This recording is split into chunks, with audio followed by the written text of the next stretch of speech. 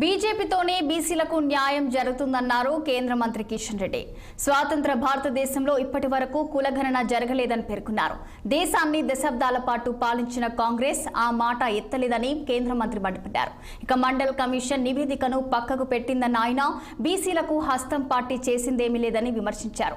వెనుకబడిన కులాలను పక్కన పెట్టి ముస్లింలకు ప్రాధాన్యత ఇస్తుందంటూ ఢిల్లీలో ఆ పార్టీపై కిషన్ రెడ్డి తీవ్ర ఆరోపణలు చేశారు.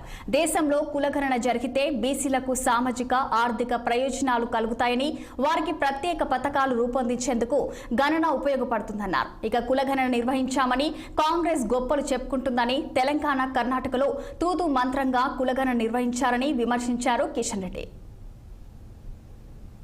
ఈసారి చాలా నిర్మాణాత్మకంగా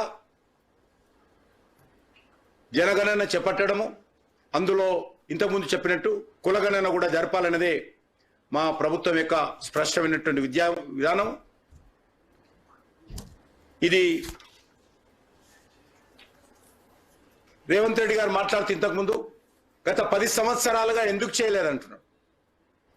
10 సంవత్సరాలలో ఎప్పుడు కూడా మేము జనాభా గణన చేయలేదు, జనగణన చేయలేదు. మొదటిసారి ఇప్పుడు చేయబోతున్నాం. గతంలో 2010లో నువ్వు ఏ పార్టీలోనో తెలియదు, 2010లో కానీ మీరు కాంగ్రెస్ పార్టీలో చేరకముందే మేము కుల గణన కోసము పార్లమెంటులో మా యొక్క వైఖరి స్పష్టం చేశామన్న విషయాన్ని ఈ సందర్భంగా మనయేస్తున్నాను. అందుకే ఈరోజు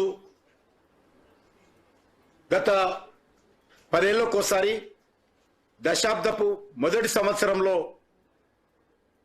కులగణన జరగాలనేటువంటి నిబంధన మన దేశంలో ఉంది.